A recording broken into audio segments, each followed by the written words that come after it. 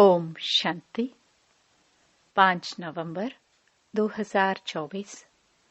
बाबा के महावाक्य। मीठे बच्चे, ड्रामा की श्रेष्ठ नॉलेज तुम बच्चों के पास ही है। तुम जानते हो यह ड्रामा हूबहू रिपीट होता है। प्रश्न। प्रवृत्ति वाले बाबा से कौन सा प्रश्न पूछते हैं? बाबा उन्हें क्या राय देते हैं? उत्तर। कई बच्चे पूछते हैं, बाबा हम धंधा करें? बाबा कहते, बच्चे धंधा भल करो, लेकिन रॉयल धंधा करो। ब्राह्मण बच्चे छीछी धंधा शराब, सिगरेट, बीड़ी आदि का नहीं कर सकते, क्योंकि इनसे और ही विकारों की खींच होती है। ओम शांति।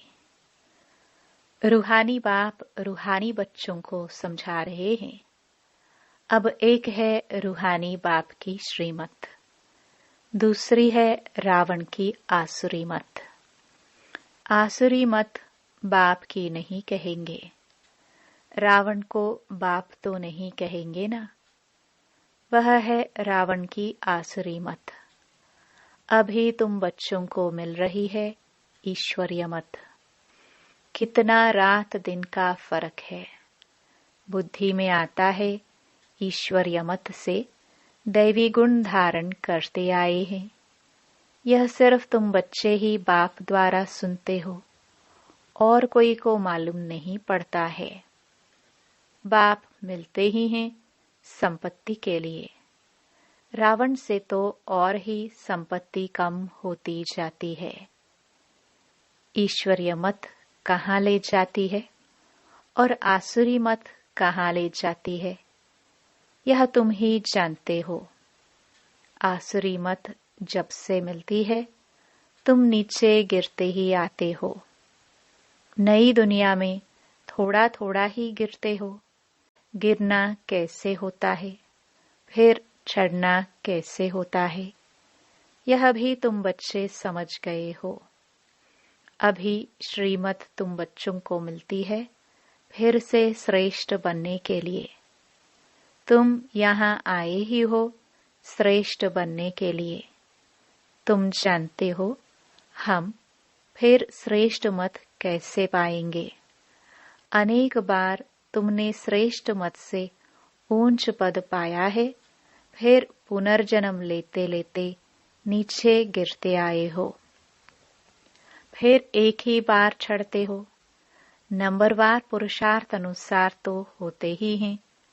बाप समझाते हैं टाइम लगता है। पुरुषोत्तम संगम युग का भी टाइम है ना, पूरा एक्यूरेट। ड्रामा बड़ा एक्यूरेट चलता है और बहुत वंडरफुल है। बच्चों को समझ में बड़ा सहज आता है। बाप को याद करना है और वर्षा लेना है, बस। परंतु पुरुषार्थ करते हैं तो कईयों को डिफिकल्ट भी लगता है। इतना ऊंच ते ऊंच पद पाना कोई सहज थोड़े ही हो सकता है। बहुत सहज बाप की याद और सहज वर्षा बाप का है। सेकंड की बात है। फिर पुरुषार्थ करने लगते हैं तो माया के विघ्न भी पड़ते हैं। रावण पर जीत पानी होती है। सारी सृष्टि पर इस रावण का राज्य है। अभी तुम समझते हो हम योग बल से रावण पर हर कल्प जीत पाते आए हैं, अब भी पा रहे हैं। सिखलाने वाला है बेहद का बाप। भक्ति मार्ग में भी तुम बाबा बाबा कहते आए हो, परंतु पहले बाप को नहीं जानते थे, आत्मा को जानते थे। कहते थे चमकता है भ्रकटी के बीच में अजब सितारा। आत्मा को जानते हुए भी बाप को नहीं जानते थे। कैसा विचित्र ड्रामा है। कहते भी थे हे परमपिता परमात्मा, याद करते थे, फिर भी जानते नहीं थे। न आत्मा के ऑक्यूपेशन को न परमात्मा की ऑक्यूपेशन को पूरा जानते थे। बाप ही खुद आकर समझाते हैं। बाप बगैर कब कोई रियलाइज करा ना सके। कोई का पाठ ही नहीं। गायन भी है ईश्वरीय संप्रदाय, आसुरी संप्रदाय और दैवी संप्रदाय है बहुत सहज, परंतु यह बातें याद रहे, इसमें ही माया विघ्न डालती है, भुला देती है। बाप कहते हैं नंबरवार पुरुषार्थ अनुसार याद करते करते जब ड्रामा का अंत होगा, अर्थात पुरानी दुनिया का अंत होगा, तब नंबरवार पुरुषार्थ अनुसार राजधानी स्थापन हो ही जाएगी। शास्त्रों से यह बात कोई समझ ना सके। गीता आदि तो इसने ही बहुत पढ़ी है ना। अब बाप कहते हैं इसकी कोई वैल्यू नहीं, परंतु भक्ति में कनरस बहुत मिलता है, इसलिए छोड़ते नहीं। तुम जानते हो सारा मदार पुरुषार्थ पर है। धंधा आदि भी कोई का रॉयल होता है, कोई का छीछी धंधा होता है। शराब, बीड़ी, सिगरेट आदि बेचते हैं। यह धंधा तो बहुत खराब है। शराब सब विकारों को खींचती है। किसको शराबी बनाना यह धंधा अच्छा नहीं। बाप राय देंगे, युक्ति से यह धंधा चेंज कर लो, नहीं तो ऊंच पद पा नहीं सकेंगे। बाप समझाते हैं इन सब धंधों में है नुकसान, बगैर अविनाशी ज्ञान रत्नों के धंधे के। भल जवाहरात का धंधा करते थे, परंतु फायदा तो नहीं हुआ ना। करके लखपति बने। इस धंधे से क्या बनते हैं? बाबा पत्रों में भी हमेशा लिखते हैं, पद्मा पदम भाग्यशाली, सो भी 21 जन्मों के लिए बनते। तुम भी समझते हो। बाबा कहते बिल्कुल ठीक है। हम सो यह देवी देवता थे, फिर चक्कर लगाते लगाते नीचे आते हैं। सृष्टि के आदि मध्य अंत को भी जान गए हो। नॉलेज तो बाप द्वारा मिली है, परंतु फिर दैवी गुण भी धारण करने हैं, अपनी जांच करनी है। हमारे में कोई आसुरी गुण तो नहीं है, यह बाबा भी जानते हैं। हमने अपना यह शरीर रूपी मकान किराए पर दिया है। यह मकान है ना, इसमें आत्मा रहती है। हमको बहुत फक्र रहता है। भगवान को हमने किराए पर मकान दिया है। ड्रामा प्लान अनुसार और कोई मकान उनको लेना ही नहीं है। कल्प कल्प यह मकान ही लेना पड़ता है। इनको तो खुशी होती है ना, परंतु फिर हंगामा भी कितना मचा। यह बाबा हंसी कुड़ी में कब बाबा को कहते हैं, बाबा आपका रथ बना तो हमको इतनी गाली खानी पड़ती है। बाप कहते हैं सबसे जास्ती गाली मुझे मिली, अब तुम्हारी बारी है। ब्रह्मा को कब गाली मिली नहीं है, अब बारी आई है। रथ दिया है, यह तो समझते हैं ना, तो जरूर बाप से मदद भी मिलेगी। फिर भी बाबा कहते हैं बाप को निरंतर याद करना। इसमें तुम बच्चे इनसे भी जास्ती तीखे जा सकते हो, क्योंकि इनके ऊपर तो मामला बहुत है। भल ड्रामा कहकर छोड़ देते हैं, फिर भी कुछ लैस जरूर आती है। यह बेचारे बहुत अच्छी सर्विस करते थे, यह संगदोष में खराब हो गए। कितनी डिसर्विस होती है। ऐसा ऐसा काम करते ही लैस आ जाती है। उस समय यह नहीं समझते कि यह भी ड्रामा बना हुआ है। यह फिर बाद में ख्याल आता है, यह तो ड्रामा में नूंद है ना। माया अवस्था को बिगाड़ देती है तो बहुत डिसर्विस हो जाती है। कितना अबलाओं आदि पर अत्याचार हो जाते हैं। यहाँ तो खुद के बच्चे ही कितनी डिसर्विस करते हैं, उल्टा सुल्टा बोलने लग पड़ते हैं। अभी तुम बच्चे जानते हो बाप क्या सुनाते हैं, कोई शास्त्र आदि नहीं सुनाते हैं। अभी हम श्रीमत पर कितना श्रेष्ठ बनते हैं, आसुरी मत से कितना भ्रष्ट बने हैं। टाइम लगता है ना। माया की युद्ध चलती रहेगी। अभी तुम्हारी विजय तो जरूर होनी है। यह तुम समझते हो, शांति धाम सुख धाम पर हमारी विजय है ही। कल्प कल्प हम विजय पाते आए हैं। इस पुरुषोत्तम संगम युग पर ही स्थापना और विनाश होता है। यह सारी डिटेल तुम बच्चों की बुद्धि में है। बरोबर बाप हमारे द्वारा स्थापना करा रहे हैं, फिर हम ही राज्य करेंगे। बाबा को थैंक्स भी नहीं देंगे। बाबा कहते हैं यह भी ड्रामा में नूंद है। मैं भी इस ड्रामा के अंदर पार्टधारी हूँ। ड्रामा में सबका पार्ट नूंधा हुआ है।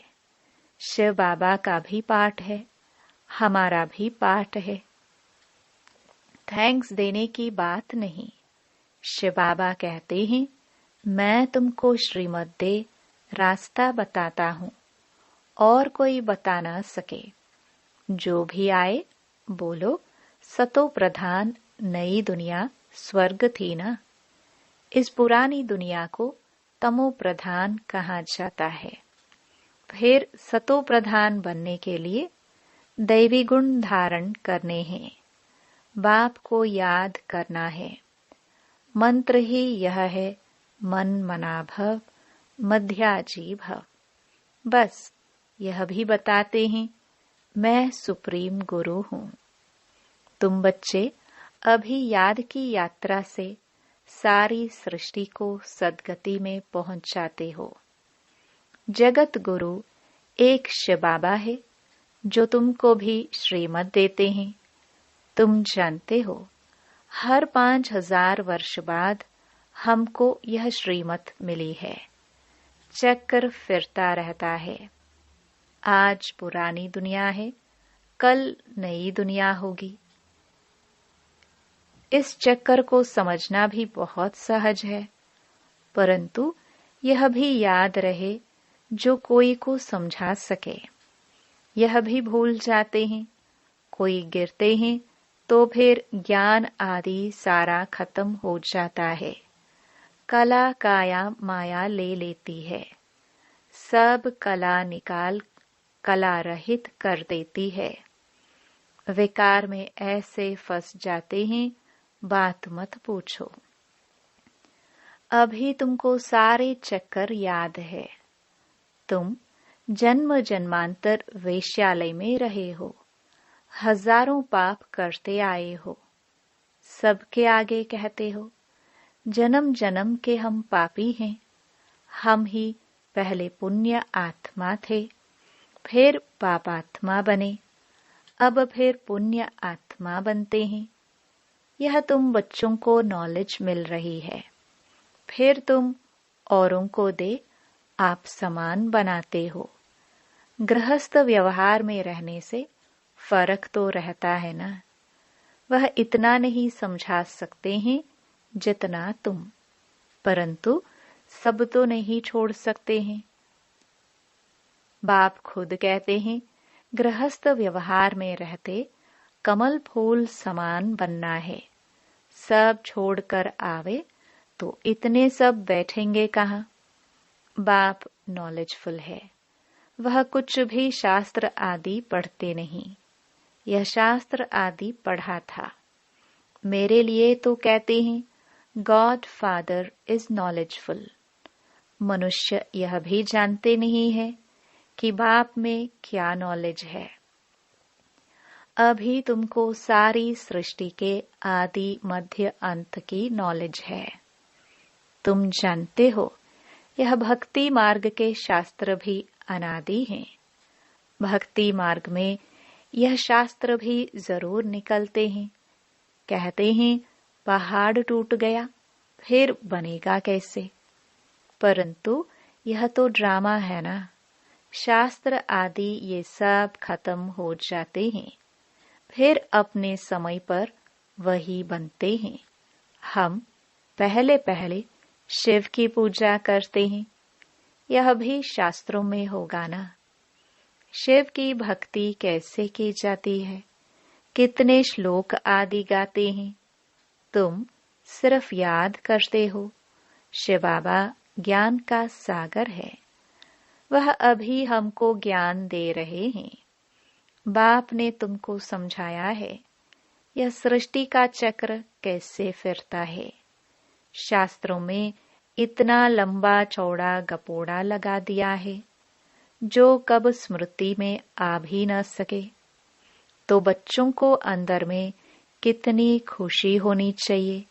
बेहद का बाप हमको पढ़ाते हैं। गाया भी जाता है student life is the best. भगवानुवाच मैं तुमको यह राजाओं का राजा बनाता हूँ। और कोई शास्त्रों में यह बातें हैं नहीं। ऊंच ते ऊंच प्राप्ति है ही यह। वास्तव में गुरु तो एक ही है जो सर्व की सद्गति करते हैं।